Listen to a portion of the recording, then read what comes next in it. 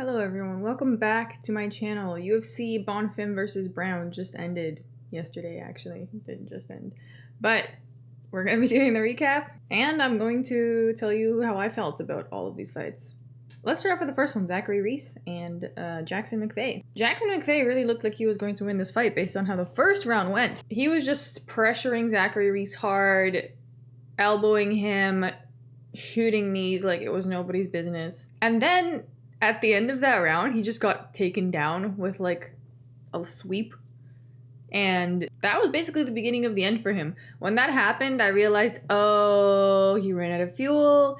It's over. And yeah, that round ended. There was also a groin kick in that fight. I don't know how much those kicks changed the outcome of the fight, but anyhow. In round two, Mcvey tries to take him down again. He fails, and Zachary Reese reverses it and chokes him out, basically. That's what happened.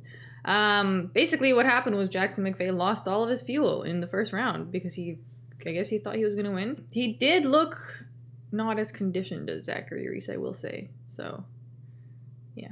Anyways, let's move on to the next one. Miles Johns versus Daniel Marcos. I feel like for a while, I had this understanding that Miles Johns kind of just sucks. Like, he has a ceiling, a definite ceiling, and I think most of that is just his output issue and the fact that he can only really shoot so many times per minute, you know? And against a fighter like Daniel Marcos, it's just, this is not going to work. So that's basically what happened. He tried to do something on the feet in the first round, wasn't really finding any success, and then he just transitioned to his approach of like desperate takedown attempts and clinch control. Was not effective. And then in round two, Daniel Marcos just kind of yanks him by the leg, takes him down, and then basically from that point onwards, Miles Johns was trying to fight him off.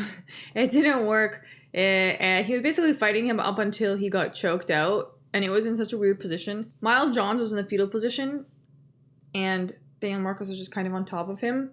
And I guess he, like, choked him out that way. You couldn't really see. All I saw in the end, I guess, was Miles Johns looking a little limp because they did turn over. And that's when the ref called it. And, yeah. Miles Johns just went to bed. Miles Johns went to bed. There was no tap. It all happened very quickly. So, yeah, that's how that fight went. It was pretty solid. Let's move on to the next one. Tecia Pennington versus Denise Gomes. I picked Tecia Pennington because I thought that she would be solid enough to win this matchup. Because usually she can win if she finds a way to handle the pressure. I honestly thought that she would have fought more, but she didn't really fight. She kind of just, it looked like she was kind of mirroring whatever Denise Gomes was throwing at her. And the problem too was the fact that Denise Gomes was the one initiating all the time. And so that made Tecia's situation look even worse because she was kind of just copying these attacks that Tecia was initiating. And hers weren't looking as powerful. So she lost a good old decision. I thought she was going to win a nice decision, but it seems that she is actually reaching her deadline as a fighter.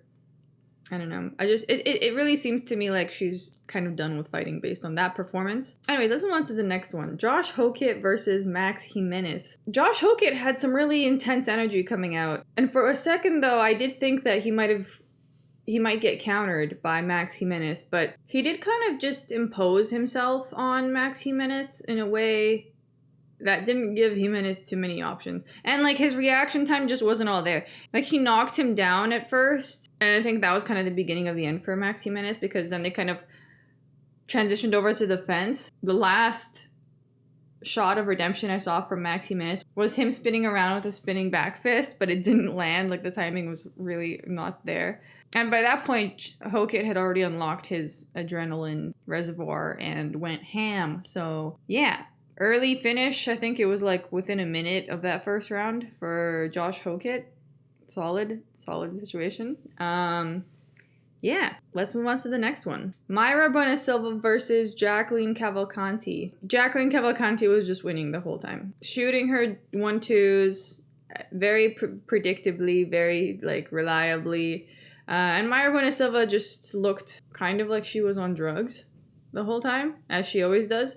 She tried making a bit of a comeback in the third round. Like, she tried to do a little more in the third round, but like she just kept getting countered, kept getting tagged. I don't know what she's still doing in the UFC, honestly, because it was a little bit painful to watch. I mean, Jaqueline Cavalcanti is pretty solid too, but I don't know. I just feel like Marya Bueno Silva is not, should not be fighting anymore. But I don't know. Let's move on to the next one, guys. This is actually a fun one. Ricky Simone versus Raoni Barcelos. How interesting. Ricky Simone had a pretty good first round. He had a pretty good first round. I wouldn't say pretty good first round, but like that was the round that he looked the best in.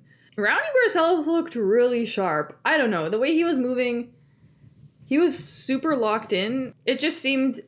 I just think he wore down Ricky Simone's confidence because it's almost like he just saw it all coming and then had a counter of his own to match. So Ricky Simone basically looked okay for the first round and then started looking a little bit defeated in round 2 and 3. Like, Barcelos was just getting the best of him. And I saw Barcelos' confidence just grow and grow and grow.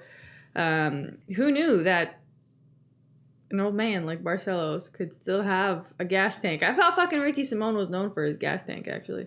That's why I picked him. I was like, well, I feel like if it goes the distance, which it probably will, Simone will probably get it. And no, actually, the longer it went on, the more it favored Barcelos. How interesting. How interesting. Slick man Barcelos. Slick old man. All right, let's move on to the next one. Hyder Amil versus Jamall Emmers. I feel like the first round of this fight was pretty competitive, and I feel like that's where it ended. I feel like it ended with the fact that Hyder Amil had no answers for the grappling situation, and I think Jamall Emmers sensed that because there were a few takedown attempts in the first round, but they weren't that fruitful. And then in round 2 and 3, they were completely exploited by Jamall Emmers. Hyder Amil just had no answers for that. No answers. He defended pretty well, but it seemed like it completely drained him to defend from the bottom. So, yeah. I mean, Jamall Emmers looked pretty good on the feet, too. I think this fight was such a 50-50 because everyone expected it just to be on the feet. That's at least what I expected. But yeah, Hyder Amil, not many answers on the ground. And that was where he met his demise.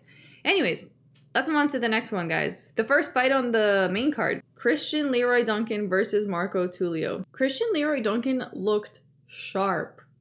He looked sharp. I haven't seen him look like this in a while. I feel like right off the bat, Marco Tulio sensed this energy, so he went for more of a clinch approach. Because honestly, he wasn't really looking that great on the feet compared to Christian Leroy Duncan. And CLD was hitting him with some mean shots. Like, some of the elbows he was throwing in close distance, oof, those looked brutal. And overall, I think Marco Tulio's confidence was just dwindling because he could not keep up with the pressure. He could not. And he was starting to really fade, I feel like, in that second round, especially because most of his game plan wasn't working, it seemed. Like, it was working, I guess. It could have been, like, he would have had to get really lucky, I think, to get a finish and win.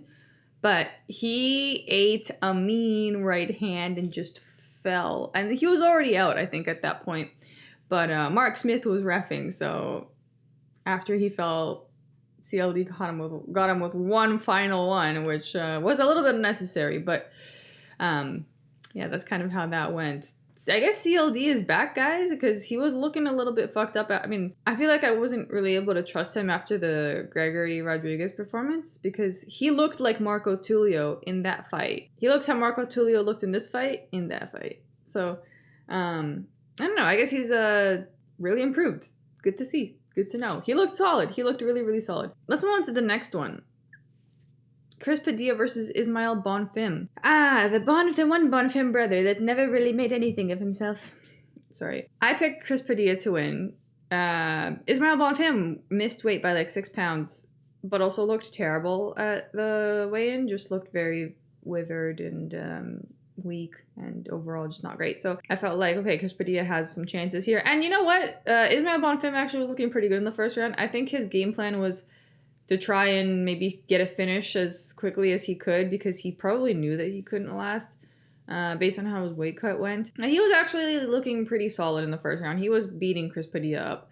And then in the second round, there came a point where Chris Padilla got him with an elbow, I think. They were up against the cage and Bonfim just fell and kind of gave up. he kind of just curled up into the fetal position and wasn't really defending much. So Chris Padilla got the KO finish on that one. The one Bonfim brother we could not trust. Anyways, guys, let's move on to the next one. Muslim Salikhov versus Uros Medic. So Muslim Salikhov actually looked fucked up at the weigh-in too. He looked like he had a really terrible weight cut. I mentioned this actually on my other stream. And Uros Medic actually looked pretty fresh. So I think this was the biggest factor in Uros's win. Just the fact that... Because I think Muslim looked okay.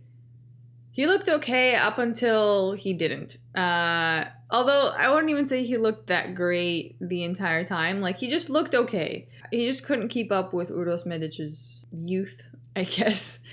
Because he is 41. Muslim is 41 with a bad weight cut. So he just got KO'd at some point. He just got KO'd. Dropped.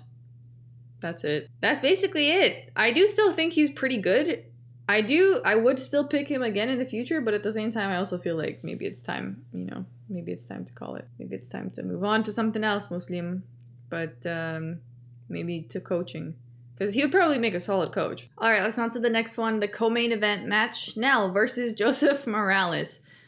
Oh man, I feel like at this point we all know where Matt Schnell's ceiling is, and it's not gonna be, like, he's never gonna beat these guys like Joseph Morales. He just can't.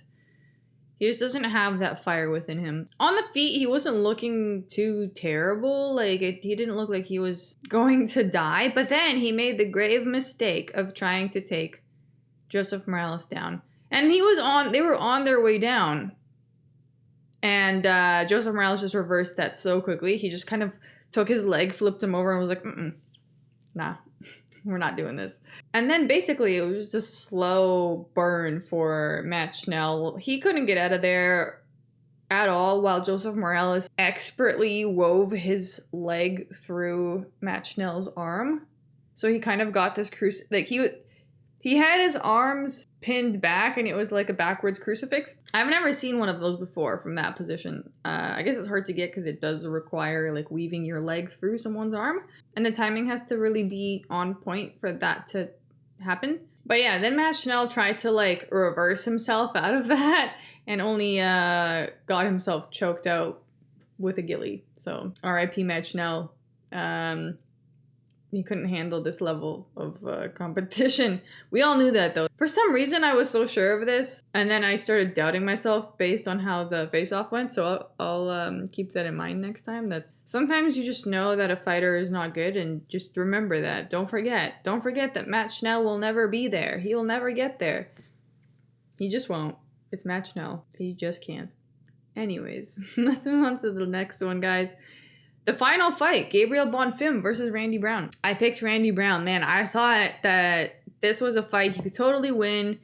He could utilize his length and just slowly win at the distance. But it seems that Randy Brown can't fight in closer contact. Like, I feel like he's okay at the distance because that's probably what he trains for. And it's probably all he really needed to train for in the past. Like, I feel like he could probably totally win a fight at the distance with many fighters. But Gabriel Bonfim, I think, really made him uncomfortable by closing the distance and just pressuring him heavily. He was just basically unleashing attacks nonstop. Kind of like what his brother was doing, but this fight ended in the first round, so I guess we didn't really see how it would have progressed. It ended with Bonfim shooting a knee up to Randy Brown's face, and they both kind of fell backwards, but the ref called the fight. I think it was Mark Smith.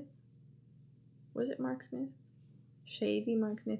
Anyways, Mark Smith called the fight and Randy Brown was out for like a second, but it was weird because it's not like Bonfim just jumped on top of him immediately. Like, he was also sitting on his ass. So it was weird that the ref just kind of ended the fight there, especially because by the time the ref jumped on him, he was already awake. Like, he was defending. We're probably going to get back up in like 2 seconds. But I don't know. I feel like people like to talk about how bad some early stoppages are. But this was a pretty bad one, I would say. I would say it was pretty bad. Especially, and you know, I get that Bonfim was winning. I was thinking about this too. Like, okay, yeah, he was winning. But we saw how the other Bonfim brother was winning too. and how that ended so quickly. Yeah, in the second round, he just died. So it would have been interesting to see how the fight progressed. I think the only issue for Randy Brown here was that the fact that he couldn't handle the pressure and he couldn't do his normal thing of fighting at the distance as effectively because he kept having to step back, you know? This is an interesting card. It didn't exactly go how I expected in some ways, but I think some of the takeaways I have are Marya Bueno Silva should go home, and I don't know what else is going on here. Tecia Pennington should also go home. Miles Johns could work on his...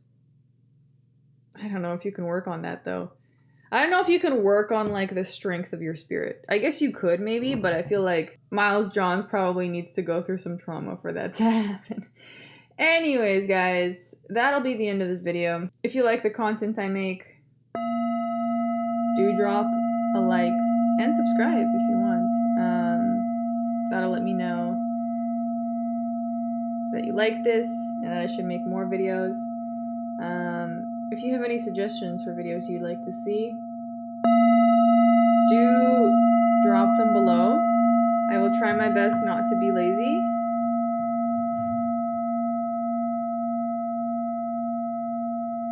And since UFC 322 is right around the corner, I think this week we should we should have more content for you. I should have more content for you. And that includes drawing stuff.